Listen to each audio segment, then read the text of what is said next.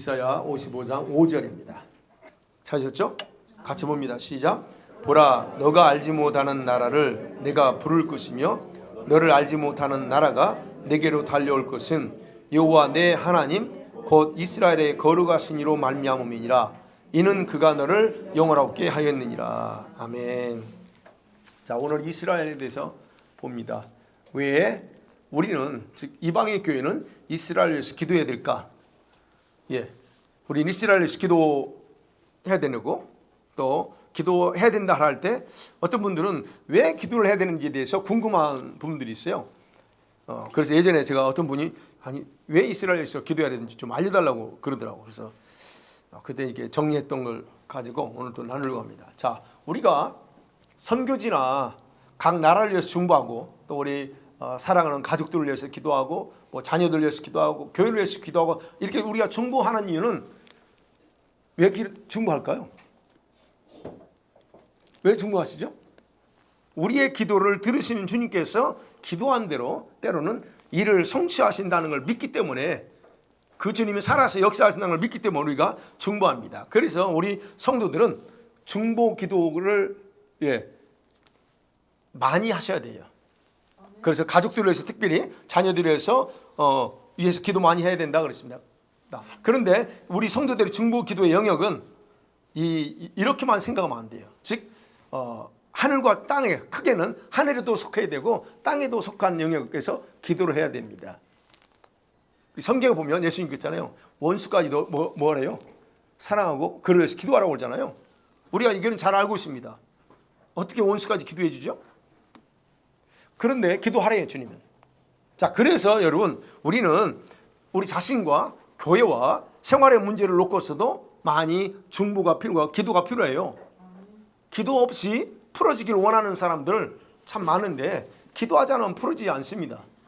그거 아셔야 돼요. 기도 안 하고 그냥 알아서 하나님의 아들 딸이니까 알아서 풀어주시겠지, 천만에 그러지 않습니다.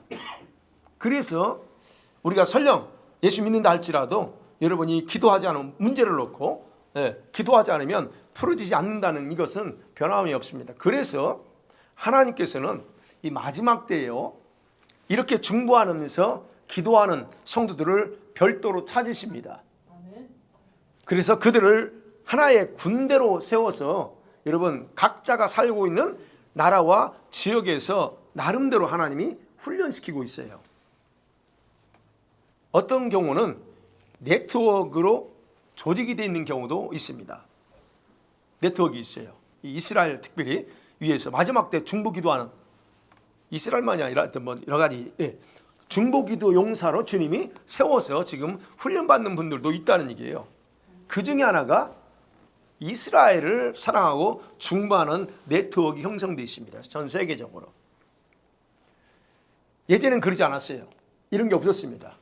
예전에는 늘 항상 자기 교회, 자기 문제, 또는 뭐 자기 나라, 뭐 선교사 이런 정도만 사실 기도 네트워크가 있었지만, 지금은 마지막 때라 하나님께서 이스라엘을 위한 그 중보 네트워크를 별도로 주님이 세워서 지금 일하고 계셔요. 왜냐하면 마지막 때에는 이스라엘이 깨어나고 새로운 부흥을 경험하기 때문에 그렇게 하세요. 그래서 하나님께서는 세계 곳곳에서 바로 이스라엘에서 중보할 자들과 교회를 지금 일으키셨어요. 밴쿠버에서 어느 교회가 그렇게 하고 있고, 어느 성도들이 그렇게 하고 있습니다. 다는 아니에요. 세계 열방교회, 세계 열방교회가 이방인 교회입니다. 그죠? 세계 열방교회가 이스라엘이 없이는 온전한 교회가 될 수 없다는 것을 인지를 못합니다. 여러분, 우리는 로마서도 봤죠? 지난주 봤고요. 또 볼 건데, 이런 사실을 인지하셔야 돼요. 여러분이 구원받은 것은 이스라엘이 존재하지 않으면 반쪽밖에 안 돼요. 그게 로마서에 했잖아요. 반쪽입니다. 근데 우리는 이걸 인지하지 못하고서 오직 자신들만의 교회만을 위해서, 자신만을 위해서 투자하고 이스라엘 위해서는 기도하지 않는 경우가 많아요. 그래서 제가 오늘은 우리가 지금까지 살펴본 이스라엘과 관련된 내용을 좀 정리해 가지고 왜 이스라엘을 위해서 기도해야 되는지에 대해서 살펴보려고 합니다. 여러분 개인 기도를 하지 말라는 게 아니고 개인 기도 해야 되지만 여러분 그 개인 기도 속에 이스라엘도 집어넣어서 기도하라는 거예요. 자, 첫 번째로 이스라엘이 기원이 어디입니까? 이스라엘 누구로부터 출발했죠? 네, 누구예요? 여러분 이스라엘의 기원은 우리 이방인 성도들에게도 중요한 믿음의 조상 아브라함입니다. 예, 아브라함은 유대인뿐 아니라 이방인 성도들에게 대단히 중요한 분이에요. 여러분 아브라함을 향해서 믿음의 조상 아브라함은 뭐 그 있잖아요. 왜 믿음의 조상이 여러분한테? 그분은 이스라엘 사람이에요. 그런데 우리 이방인 성도인 우리에게도 그분은 대단히 중요한 믿음의 분이에요. 그러면 이방인인 우리가 그를 믿음의 조상이라고 여기고 중요하다고 인정한다면 그의 후손인 혈통적으로 후손인 이스라엘 백성들도 여전히 중요한 민족이라는 것을 인정해야 된다는 거예요. 이해가 되세요? 창세기 12장 2절이 그랬잖아요. 내가 너로 큰 민족을 이루고 내게 복을 줘서 어떻게 해요? 내 이름을 창대하게 하리래요. 즉 온 우주에 네 이름 모를 사람이 없게 만들겠다 그래요. 그래서 너는 복이 근원이 될 거야. 이 말씀 다 아니까 안 찾아보는 겁니다. 야고보서 2장 23절에 보면 야고보가 이렇게 표현합니다. 하나님은 그를 자신의 뭐라고 생각했다고 그래요? 자신의 하나님이 아브라함은 나의 친구야. 아브라함을 자기 친구라고 생각할 정도로 인정받았던 믿음의 사람이 누구예요? 아브라함입니다. 근데 아브라함이 어느 혈통이에요? 누구의 조상이에요? 예, 유대인의 조상, 이스라엘의 조상이고 믿음으로는 우리의 조상이라는 거예요. 그러니까 그가 이렇게 우리의 샘플이 된다면, 우리 이방인 우리도 샘플이 된다면 그의 혈통적인 후손인 이스라엘은 여전히 하나님께 중요한 민족이라는 것을 여러분 상식적으로 인정해야 된다는 겁니다. 그래서 여러분 이스라엘 위해서 또 이스라엘 많이 생각하셔야 돼요. 지금 저 이스라엘 주변에서 아무 우리가 뉴스 안 들으니까 조용한 것 같죠? 그럼 이스라엘이 자꾸 건드려요 지금 계속. 후티에서 날라 쏘고 이놈들이 왜 거기서 멀리에서까지 쏘고 또 레바논에서 또 막 하라고 시리아 군대가 또 모아지고 막 아주 그냥 그래요. 자, 두 번째 그러면 이스라엘의 기원 아브라함이에요. 그 다음에 이스라엘이 선택받은 거예요. 여러분 보세요. 아브라함의 후손인 이스라엘을 선택하신 것은 뭐에 근거해서 선택했을까요? 무엇에 근거해서 선택했어요? 아브라함에게 하나님께서 아브라함과 맺은 언약의 근거에서 이스라엘을 선택해요. 그래서 이스라엘 선택하신 건 아브라함에게 자신의 그 하신 약속의 신실함을 나타내기 위해서 그의 후손인 이스라엘을 선택하는 거예요. 야곱과 우리가 아는 것처럼 야곱과 12의 아들들이 애굽으로 내려갔죠. 그 다음 몇 년 살았어요? 총 계산해보면 430년을 삽니다. 그러면서 12 아들들을 통해서 자손이 번성하기 시작합니다. 번성하는 것도 역시 여러분 이건 하나님이 아브라함이 축복하셨던 그 자손의 번성의 복이에요. 근데 그것은 아브라함에게 창대케 하리라고 했던 그런 어떤 언약을 이루기 시작하는 그런 시점이 바로 애굽에서 종살이 때예요. 그리고 하나님은 자신이 약속했던 기간이 다 되니까 어떻게 합니까? 그들을 출애굽시켜서 시내산에 데려옵니다. 그리고 그들에게 왜 출애굽하기로 선택했는지를 정확하게 밝혀요. 내가 왜 너희들을 뽑았는 줄 알아? 라고 얘기합니다. 아브라함은 알지만 근데 아브라함은 죽었어요. 근데 그 후손들은 이야기만 들었지 도대체 하나님이 자기들을 선택했다는 것을 감이 안 옵니다. 그래서 신명기 7장 6절, 7절, 8절을 펴보십니다. 거기에서 하나님께서 왜 이스라엘 출애굽시켜서 그들을 선택했는지에 대한 이유를 얘기해요.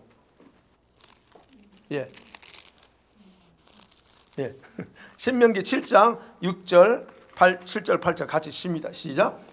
너는 여호와 내 하나님의 성민이라. 내 하나님 여호와께서 지상 만민 중에서 너를 자기 기업의 백성으로 택하셨나니 여호와께서 너희를 기뻐하시고 너희를 택하심은 너희가 다른 민족보다 수요가 많기 때문이 아니니라.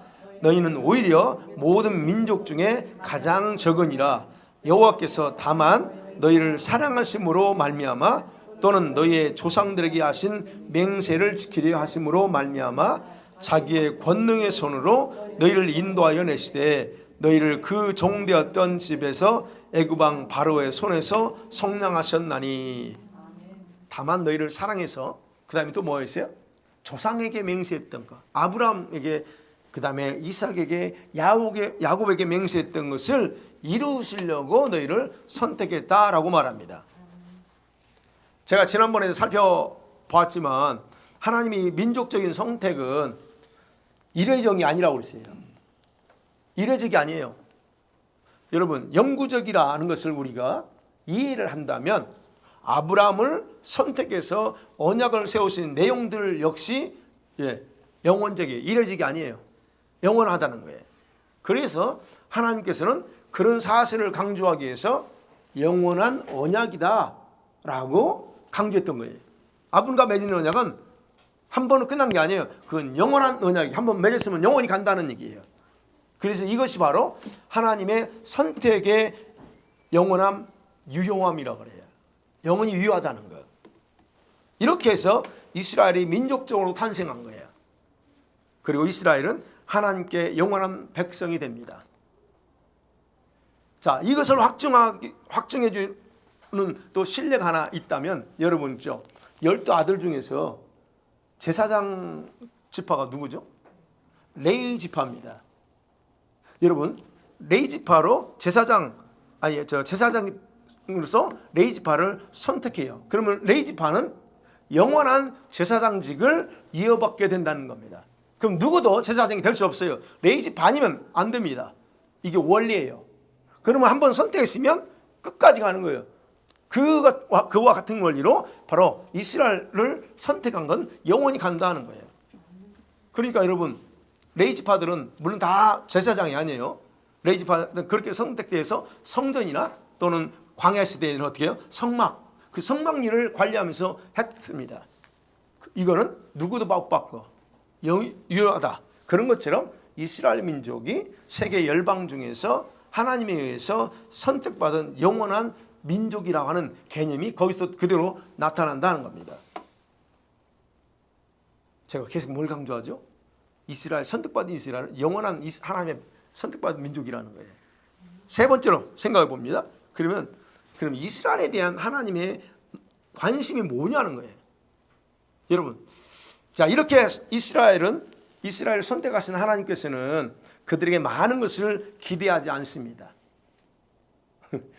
기대해야 되는 거 아니에요? 많은 걸 기대하지 않아요.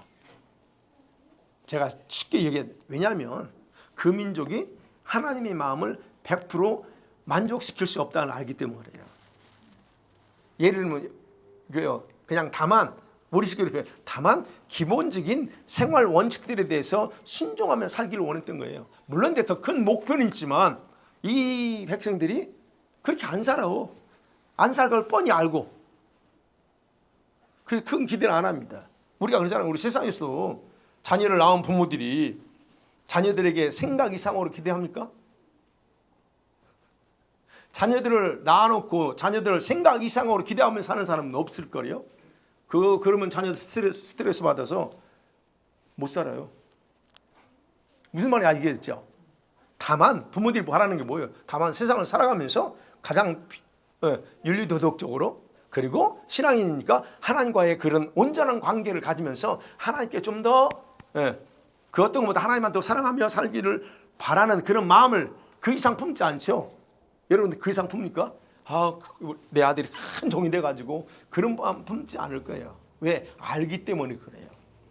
그럴 수 없다는 것도 알기 때문에. 아시겠죠? 그러니까 대부분 부모는 자기 자녀들을 항상 마음에 품고 있잖아요. 저 멀리 있어도 늘 자녀는 내 마음에 있어요.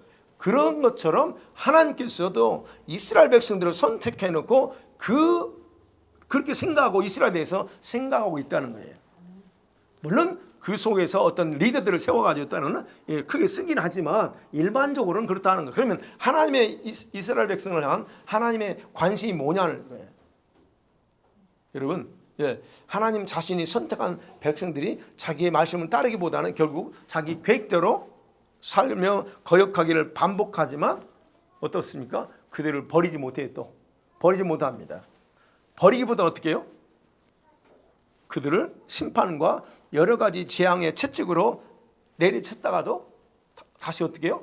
다시 그들을 국률함으로 회복시켜 주십니다. 왜 그럴까요? 그것이 아브라함과 맺은 영원한 언약의 핵심이기 때문에 그래요. 영원한 언약. 그래서 이스라엘은 항상 하나님 마음 중심에 자리 잡은 민족이야. 그리고 하나님께서 둥그런 이 지구를, 여러분 지구를 바라보실 때에 꼭지점을 생각하는 곳이 어딜까요? 지구를 바라볼 때 주님이 꼭지점을 두고 이게 지구본이 있잖아요. 꼭지점 어디 두고 여러분 하나님이 이 땅을 바라보냐는 거예요. 그게 이스라엘 땅이에요. 제가 하는 얘기 아닙니다. 지구의 중심이 뭐에 두고 있을까요? 역사의 중심이 어디에 시작될까요? 세계 종교 중심이 어디예요? 문명의 중심이 여러분 바로 이스라엘 땅에서 여러분 시작됐고 하나님은 거기로 생각하신다는 거예요. 아니 이게 성경이 나와요. 여러분 보세요. 에스겔서 38장. 에스겔 38장 10절, 11절, 12절. 이게 곡과 마곡 그 전쟁에 대한 얘기인데 거기서 주님이 특별한 얘기를 하셔요. 에스겔 38장 10절, 11절, 12절 시작. 주 여호와께서 이같이 말씀하셨느니라. 그날에 내 마음에서 여러 가지 생각이 나서 악한 꾀를 내어 말하기를 내가 평안의 고을들로 올라가리라. 성벽도 없고 문이나 빗장이 없어도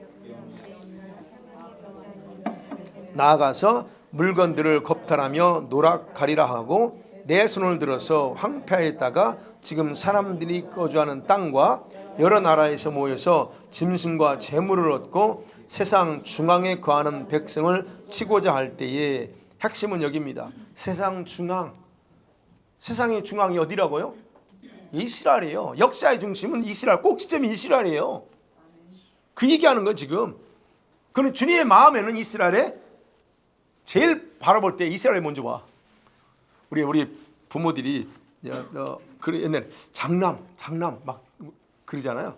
장남한테 특별한 애착이 간다. 어떠세요? 장남이든 장녀든 특별히 애착하는 거. 엄마 입장에서 그러죠? 안 그런가요? 아마 그럴 거예요. 여러분 하나님께서 이 세상을 바라볼 때요. 제일 먼저 어딜 먼저 두고냐면 이스라엘입니다. 이스라엘. 그거를 우리가 부정할 수 없어요. 성경에서 그렇게 말하고 있어요. 그래서 세상 중앙 가운데 있다는 거예요. 이스라엘이. 자신이 선택한 민족에 대해서 하나님께서 가지신 마음을 성경 여러 가지로 표현하고 있는데 그중에 또 하나 시편 26편 8절이요. 시편 26편 8절. 이스라엘에 대해서 주님이 이렇게 표현합니다. 26절 8절 같이 봅니다. 시작. 여호와여 내가 주께서 계신 집과 주의 영광이 머무는 것을 사랑합니다. 그곳이 어디예요? 이스라엘입니다. 그곳이 좁게는 예루살렘이에요. 하나님의 계신 집, 그리고 하나님의 영광이 머무는 곳이 저 한국이 아니고 저 인도네시아도 아닙니다. 이스라엘이에요. 시편 85편 9절에서도 같이 봅니다. 시작. 진실로 그의 구원이 그를 경외하는 자에게 가까우니 영광이 우리 땅에 머무리리다. 하나님의 영광이 머무는 것, 하나님의 영광이 머무는 것 이스라엘입니다. 그래서 이스라엘 땅 가보면요 곳곳마다 기름 부음이 나와요. 막 흘러요. 되자마자 영계 그 기름 부음이요. 아무나 그러지 않습니다. 이스라엘 땅 그런 하늘과 이게 열려 있는 데가 많아요. 지역적으로도 마찬가지입니다. 여기도 마찬가지인데 우리가 여러분 그 하나님이 그 우리 베델이 뜻이 뭐죠? 베델 뜻이 뭡니까? 네? 하나님의 집이에요. 그 하나님의 집에는 뭐예요? 영계가 뚫어 있는 거예요. 즉 영계가 열려 있다는 얘기예요. 하나님의 집은 그래 천사들이 왔다 갔다 하기도 하고 그런 겁니다. 그러니까 천사가 왔다 갔다 하는 걸 그 베델이 아니죠. 야곱이 거기서 돌베개 자다가 거기서 봐요. 천사가 왔다 올라가고 하는 거예요. 그게 바로 이렇게 표현해. 영계가 열린 그 아무데나 그런 게 아니고 이 영계가 열려 있는 그 지역이 있다니까요. 그게 바로 베델이었어요. 그럼 이 얘기하는 거지. 우리 하나님의 영광이 우리 땅, 즉 이스라엘 백성들은 이스라엘에 머물러요. 자, 그런 부분에서 이스라엘을 그렇게 표현하고 있다는 거. 시편 122편 6절 여러분 잘 아는 거죠. 122편 6절 우리 예루살렘을 위해서 기도하는 분들은 이게 단골 말씀입니다. 122편 6절 시작. 예루살렘을 위하여 평안을 구하라. 예루살렘을 사랑한 자는 형통하리라. 이건 이 말씀 붙잡고 기도하세요. 이거 진짜입니다. 예. 그래서 이스라엘에서 기도하는 분들은 희한하게 잘 풀어져요. 어쨌든. 자, 마지막 스가랴 2장 8절. 스가랴 2장 8절. 자, 이제 시작. 만군의 여호와께서 이같이 말씀하시되 영광을 위하여 너희를 노력한 여러 나라로 보내셨나니 너희를 범하는 자는 그의 눈동자를 범하는 것이라. 아멘.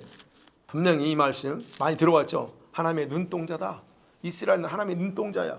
자, 이스라엘을 범하고 이스라엘을 괴롭히는 건 그 하나님의 눈동자를 건드리는 거, 눈동자를 자꾸 눈동자에 이제 찌르는 행위가 똑같다 얘기입니다.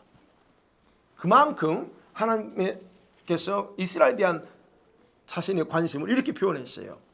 그러면 그 외에도 여러 가지 표현이 많지만 여기까지만. 그러면 이스라엘 땅과 백성들 위에는 뭐가 있다는 거예요? 주님의 영광이 머물러 있다는 거예요. 그리고 하나님은 그곳을 떠나지 않는다는 거예요. 네. 그리고 이스라엘은 세상의 중심이고 종교의 중심이고 그 다음에 예배의 중심지가 이스라엘이에요. 왜? 예루살렘이 거기 있잖아요. 이것은 결국 이스라엘은 여러분 하나님의 눈동자와 같은 민족이라는 것, 그러면서 동시에 하나님의 눈은 결코 떠나지 않는 민족이라는 것을 명확하게 이렇게 기록하고 있다는 것을 우리가 볼 수 있습니다. 그게 성경에서 말하고 있는 내용입니다. 그 다음에 네 번째로 생각해 볼 수 있는 게 뭘까요? 그럼 이스라엘 선택은 여전히 유효하냐는 거예요. 이 말은 무슨 말이냐면 예수께서 오셔가지고 신학적으로 얘기하는 겁니다. 신학자들이 주장하는 것 중에 하나가 예수님께서 오셔서 십자가의 구속으로 구원을 완성했어요. 그러면 이스라엘 선택하신 이유는 구원자이신 예수님을 이 땅에 혈통적으로 보내기 위해서 선택했어요. 그 민족은. 그래서 그 중에서 다윗을 선택했죠. 그래서 다윗의 후손으로서 왔어. 그 오셔가지고 뭐 했어요? 예수님이 십자가의 죽으심을 통해서 구원을 완성해 버렸어. 그렇죠? 완성했습니다. 그리고 이제 이방인이 아브라함의 축복의 반열에 다 들어오게 됐어요.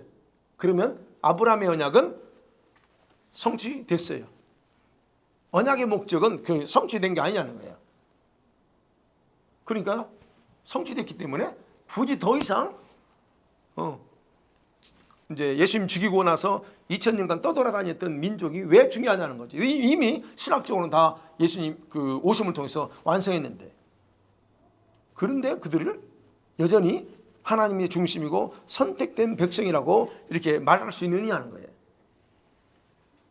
여러분, 그리고 예수님 오셔서 구약의 모든 예언들의 대부분은 예수님이 십자가의 죽음을 통해서 다 이렇게 많이 성취된 상태는 사실이에요. 그럼에도 여러분 우리가 아셔야 될 건 여전히 이스라엘 민족에게 성취되지 않는 예언이 남아있는데 그 중에서 하나만 얘기하면 에스겔서 37장이에요. 에스겔 37장. 여러분 에스겔 37장을 보세요. 여러분 잘 마른 뼈 환상이에요. 그게. 자, 그 환상에서 여러분 마른 뼈는 누구를 가리켜요? 이스라엘 민족을 가리킨다 그래요. 자, 11절, 12절, 13절 보겠습니다. 시작. 또 내게 이르시되 인자야 이 뼈들은 이스라엘 온 족속이라. 그들이 이르기를 우리는 다 멸절되었다 하느니라. 그러므로 너는 대언하여 그들에게 이르기를 주 여호와께서 이같이 말씀하시기를 내 백성들아 내가 너희 무덤을 열고 너희로 거기에서 나오게 하고 이스라엘 땅으로 들어가게 하리라. 내 백성들아 내가 너희 무덤을 열고 너희로 거기에서 나오게 한즉 너희는 내가 여호와인 줄을 알리라. 예. 어쨌든 그 마른 뼈 환상은 주인공은 이스라엘 민족입니다. 근데 아직 이스라엘 민족 이 예언이 성취됐느냐? 아직 안 됐어요. 안 됐어. 이게 언제 성취될까? 이 환상은 마지막 때에 이스라엘을 다시 회복하실 것을 환상으로 보여준 겁니다. 마지막 때. 그럼 왜 하나님은 그들을 다시 이 마지막 때 회복시키려고 할까? 왜 그럴까요? 여러분, 자기 민족을 선택하신 여호와 하나님을 그들이 알지 못하기 때문이라 그래요. 그들이 알지 못했어. 그래서 이 30절, 아니 13절 마지막에 내가 이렇게 한즉 너희는 내가 그때서야 여호와인 줄 알리라 그래요. 그의 후손들 흩어져서 지금 여러분 이스라엘 가보시면 혈통적으로 이스라엘 사람도 있지만 혈통이 아니지만 국적이 이스라엘로 돼 있는 사람, 이 사람들은 자기 조상된 하나님 모릅니다. 자기 하나님 몰라요. 우리는 이렇게 멀리 보니까 그건 다 이스라엘이니까 다 하나님 알 것 같죠? 천만은 그걸 모릅니다. 몰라 잘. 그리고 제가 얘기했잖아요. 거기 가서 이스라엘 가서 전도하면서 너희 하나님이 엘로임, 너희 하나님이 야훼 이게도 그럼 우리 하나님이 아니라고 그래. 우리 신이 아니래요. 나이 드신 분이요. 그럼 나이 드신 분이면 그거 알 거라고 생각하고 했는데 모른대. 그건 우리의 신이 아니래요. 여러분 무슨 말이에요? 그들이 몰라요. 그래서 하나님이 하시는 이게 그들을 회복하심을 통해서 이제 그때서야 우리 이렇게 회복하신 분이 성경에서 말하는 여호와 또 우리 조상들이 하나님이구나 라는 것을 그때 알게 하겠다는. 그래서 모르니까 그들이 지금 다시 회복시켜 주려고 한다는 얘기예요. 이게 바울은 로마서 9장 12절 아니 11장까지에서 보면 바울이 마지막 때에 여러분 이스라엘이 받을 구원에 대해서 기록하면서 그들은 여전히 선택의 유효함을 가지고 있는 민족이다라고 강조했어요. 지난주에 제가 요약해서 살펴봤죠. 여러분 이스라엘이 그리스도를 죽임으로 넘어진 것은 이유가 있다 그랬어요. 왜 그들이 예수님을 죽였나? 그것은 이방인인 저와 여러분이 축복받게 하려고 한다 그랬어요. 바울은 그렇게 쓰겠어요. 이방인이 예수님을 죽임을 통해서 우리가 대신 그 복을 물려받았다는 거예요. 그리고 언제까지? 이방인의 충만한 수가 채워질 때까지. 그럼 이 이방인의 충만한 수가 채워지기를 지금 기다리고 있는 거예요. 그들이. 그 후에 이스라엘은 다시 선택 민족으로 다시 이렇게 복귀하게 될 것이다 라고 하는 것이 11장까지에서 바울의 해석이 있습니다. 그러니까 여러분 이스라엘은 그만큼 여전히 유효해요. 예. 그 다음에 하나 또 이제 지금까지 요약한 것 중에 봤던 것, 여러분 이스라엘 민족의 중요성이 얼마나 중요한가를 우리 한번 생각해 봐야죠. 자, 이스라엘 민족은 민족적으로 세상의 중심이라고 했어요. 종교로도 그렇고 하나님 마음 중심 속에서도 이스라엘이 우선이에요. 여러분과 제가 우선 아닙니다. 이스라엘과 비교할 때 얘기하는 거예요. 이방인이 아니에요. 근데 그것보다 더 중요한 이유예요. 이스라엘 민족이 왜 중요한가에 대한 이유는 세상의 왕이요 구원자이신 예수께서 아버지와 함께 강림하실 장소가 바로 예루살렘이기 때문에 더 중요한 거예요. 그래서 마지막 때 이스라엘이 다시 국가가 세워지는 거고, 그리고 다시 이스라엘이 부흥해야 돼요. 왜? 주님이 거기에 강림하신다고 그랬거든. 예수님의 재림을 사모하는 성도다? 나 예수님이 다시 오기를 사모한다면 적어도 예수님이 오실 때 어디로 오시마시는가? 정확한 지식을 가지고 있어야 돼요. 그냥 막연히 하늘에서 쭉 빵 해가지고 오는 게 아니에요. 정확하게 성경 어디로 온다는 장소까지 기록되어 있잖아요. 예, 스가랴 14장. 스가랴 14장 4절 5절 페이지로 1325페이지예요. 구약성경 스가랴 같이 볼게요. 시작. 그날에 그의 발이 예루살렘 앞 곧 동쪽 감람산에 섰을 것이요 감람산은 그 한가운데가 동서로 갈라져 매우 큰 골짜기가 되어서 산 절반은 북으로 절반은 남으로 옮기고 그 산 골짜기는 아셀까지 이르기라. 너희가 그 산 골짜기로 도망하되 유다 왕 요시야 때에 지진을 피하여 도망하던 것 같이 하리라. 나의 하나님 여호와께서 임하실 것이요 모든 거룩한 자들이 주와 함께 하리라. 예, 이스라엘 가보면 감람산이요 예루살렘 있고 예루살렘 성전은 옛날 성전이 있고 거기서 남쪽으로 이렇게 산이라고 하보다 그냥 높은 산이 아니에요. 그때 중간에 골짜기야. 그러니까 골짜기에서 보면 높죠. 근데 이제 감람산 올라가 보면 그렇게 높은 산 아니에요. 우리 동네 시골 산보다는 조금 더 높아. 그러면 거기서 보면 다 보여요. 근데 거기가 어떻게 해요? 어디 마신다고? 예루살렘 성전이 있는 곳이 많은 게 아니고 감람산 그 임해. 그러면 거기서 남과 북으로 갈라져. 거기서 골짜기가 또 생긴다고 그러잖아요. 그러면 제가 무슨 말씀드리냐면 이거를 문자적으로 이 해석을 안 해요.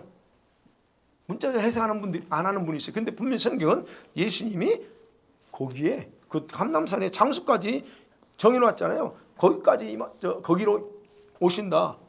그러기 때문에 이스라엘 민족의 중요성은 여전히 이제 재림하시고 나면 뭐 주님이 관심을 둘지 안 둘지 우리는 모르겠지만 그러나 오시기 전까지는 어쨌든 이스라엘은 엄청나게 중요한 상태고 민족이고 그리고 주님이 그들을 여전히 버리지 않는다는 거예요. 네. 자, 그래서 이게는 그때 예수님 혼자 오지 않습니다. 거룩한 자들이 함께 오신다 그랬어요. 네. 마지막으로 그러면 우리가 생각할 거 있습니다. 자, 이스라엘의 구원과 회복, 이스라엘 회복에 대해서 들어봤고 이스라엘 구원에 대해서 들어봤을 겁니다. 근데 이것은 그냥 이루어지지 않습니다. 이건 누구를 통해서 이루어져요? 이방인 교회의 기도를 통해서 완성돼요. 저와 여러분 이방인 저와 여러분의 기도를 통해서 이스라엘의 구원과 회복은 완성되지 자동으로 가만히 있는 자동으로 되지 않습니다. 우리가 이미 다 알고 있잖아요. 이 지상의 교회는 대부분 다 유대인 교회가 없이는 어떻게 돼요? 온전해질 수 없다는 거. 구원이 완전히 잃어버린다 이런 상황이 아니고 교회가 온전해야 돼요. 그게 바울의 가르침이잖아요. 그래서 바울은 여러분 에베소서에서 이방인과 유대인의 연합된 교회를 영어로 뭐라고 그랬어요? One new man. 하나의 새 사람. 원리민이라고 칭했잖아요. 왜냐하면 그것이 창세전부터 하나님께서 세우신 계획이기 때문에 그래요. 그래서 우리가 기억하셔야 돼요. 그냥 우리는 이방인 교회인 우리만 가지고 달랑 온전하지 않아요. 제가 그래서 얘기하는 거예요. 부부의 남편과 아내가 하나 되는 것처럼 이방인과 유대인은 하나가 될 때 그때 진짜 그게 온전한 교회예요. 그것에 대해서 에베소 2장 14절, 15절, 16절에서 바울이 얘기했잖아요. 15절, 14절, 15절 에베소서 신약성경으로 갑니다. 마지막입니다. 성경 찾는 거. 찾으셨죠? 시작. 그는 우리의 화평이신지라 둘로 하나를 만드사 원수된 것 곧 중간에 막힌 담을 자기 육체로 하시고 법조문으로 된 계명의 율법을 폐하셨으니 이는 이 둘로 자기 안에서 한 세 사람을 지어 화평하게 하시고 또 십자가로 그 한 몸으로 하나님과 화목하게 하려 하심이라. 원수된 것을 십자가로 소멸하고 16절. 이는 그로 말미암아 우리 둘이 한 성령 안에서 아버지께 나아감을 얻게 하려 함이라. 한 세 사람을 지어. 어떤 세 사람이야? AI가 아닙니다. 여기서 지었다고 하는 것이 뭐 새로 창조를 했다는 게 아니고 이방인 교회가 유대인 교회가 하나 돼서 완전체를 이루는 걸 얘기해요. 그렇게 완전체를 이룬 그 한 교회, 한 사람. 근데 왜 그랬어요? 16절이 그렇게 된 원리맨님과 이 둘이 한 성령 안에서 아버지께 나가서 예배하게 한다는 거예요. 나가게 하려고. 그러니까 여러분 보세요. 이 한 세 사람 즉 원리면 이것을 완성하기 위해서 이 유대인들이 아닌 이방인들의 교회의 역할이 매우 크다는 것 사실을 인식하는 성도들이 많지 않아요. 왜? 유대인들 교회가 메시아적 주가 있긴 있지만 아직 그들은 온전하지 않아요. 그래서 하나님은 그 땅의 이방인 교회들의 기도를 그 땅을 이스라엘을 위해서 이방인 이방인 교회의 기도를 일으키고 있는 거예요. 오늘 본문의 내용이 바로 겁니다. 이사야 55장으로 돌아가 보면 오늘 그러죠. 여기에 보면 보라 그러죠. 너가 알지 못하는 나라를 누구예요? 여기서 너는 이스라엘입니다. 유대인이에요. 유대인이 너가 알지 못하는 나라를 너가 부를 거래요. 여기 내가 아니고 너야 너. 너가 부를 거다. 너를 알지 못하는 나라가 너에게로 달려올 것은 여호와 너의 하나님 곧 이스라엘의 거룩하신 이로 말미암음이라. 이스라엘이 알지 못하는 민족을 불러온대요. 지금 와라. 뭐 하라고? 달려올 거예요. 그게 이제 이게 바로 뭐 구체적으로 어디다라고 하지만 이게 바로 결국 이방인 교회, 이방인인 우리와 같은 사람들. 근데 이제 어떤 목사님은 여기서 그 히브리 말 단어듯이 코리아 영어로 코리아 한국이라 이렇게 해석해요. 어쨌든 그래서 한국도 역시 그 해석으로 한다면 한국은 마지막에 큰 사명이 있어요. 그래서 하나님이 지금 이스라엘을 한국 교회가 저렇게 되니까 하나님이 한국 마지막 써야 되기 때문에 지금 이게 하고 있다 이렇게 맞아요. 그 맞는 얘기예요. 어찌됐든 한 민족 또는 한 이방인 교회들을 불러일으켜요. 그래서 하나님께서는 유대인 교회를 세우기 위해서 이방인들을 지금도 일으키시고 그들을 통해서 지금도 일하고 계십니다. 그다음에 말씀 맺어볼게요. 자, 그러면 우리들이 이스라엘 민족을 위해서 기도해야 될 가장 큰 이유는 여러분 우리들의 구원이 완전함을 이루기 위해서 기도해야 됩니다. 여러분과 제 구원이 완전체가 되려면 이스라엘이 일어나야 돼요. 그래서 기도해야 됩니다. 그러면 동시에 그것만 있는 게 아닙니다. 그들과 하나로 연합돼서 에베소 말씀처럼 연합돼서 어떻게 해요? 하나님께 나가서 온전한 예배, 온전한 한 사람이 돼서 나가는 반쪽이 아니고 부부 사이에서 반쪽이 아니고 한 온전한 제가 돼서 나가서 온전한 제물이 되기 위해서 우리가 그들을 위해서 기도해야 되는 이유가 있다는 얘기예요. 근데 이런 비밀을 알지 못하기 때문에 대부분 교회에서는 기도하지 않습니다. 그래서 마지막 때 비밀 중에 하나가 이스라엘의 구원이에요. 그렇지만 마지막 때에는 눈이 열리지 않는 교회들은 이스라엘의 중요성을 여러분 모를 뿐만 아니라 그래서 기도도 안 해요. 오직 자기 교회. 그러나 분명한 사실은 이스라엘 민족은 이방인 교회의 기도를 절실히 필요로 하고 있다는 겁니다. 분명한 것은 이스라엘의 구원을 위해서 기도하는 교회들이나 성도들은요 마지막 때에 아버지의 큰 사역을 위해서 사용되고 있어요. 그래서 여러분이 모를지라도 내가 그냥 기도하라니까 하지만 근데 그게 쓰임받고 있는 거예요. 그거 아셔야 돼요. 하나님 그런 자를 통해서 큰 일을 하고 계세요. 우리 기도를 통해 하고 계세요. 그래서 이제는 이스라엘에서 기도하되 어떻게 이제 조금 더 구체적으로 기도해야 되고 그럼을 통해서 이스라엘 땅에 하나님의 뜻이 세워지고 마른 뼈 같은 그 상태에 있는 이스라엘의 그 영혼들이 다시 살아나는 기적을 경험할 때가 지금 점점점 다가오고 있다는 거예요. 그래서 이스라엘에서 위해서 기도하는 교회나 민족, 개인들은요 특별한 사역에 동참하고 있다는 사실을 기억하시고 그리고 하나님께서 특별한 관심의 대상 그들 이스라엘에서 기도하는 사람은 하나님 특별한 관심의 대상이에요. 나쁜 차원이 아니고 관심의 대상이고 보호의 대상이라는 걸 기억하시기 바랍니다. 그래서 아까 말씀드렸지만 이런 이스라엘에서 기도하는 사람들은요 희한한 축복들이 흘러가요. 이거는 또 좀 그럴까 봐 제가 아니지만 진짜 하나님의 축복이 그런 교회나 그런 개인에게 흘러가요. 분명한 거예요. 자녀들이 이렇게 흘러가기도 하고. 그래서 그런 것들을 기억하고 그래서 우리는 이스라엘에서 더욱 기도하고 적극적으로 기도하기 바랍니다. 뭐 축복 받기 위해서가 아니고 우리의 기본적인 부분에서 그러면 하나님이 그런 축복들은 풀어주시기 때문에 물질을 풀어주기도 하고 관계를 풀어주기도 하고 다양한 걸 풀어줍니다. 그게 사실은 예 우리가 경험하고 있어요. 우리가 주인공이에요. 저는 그게 보여요. 느껴져요.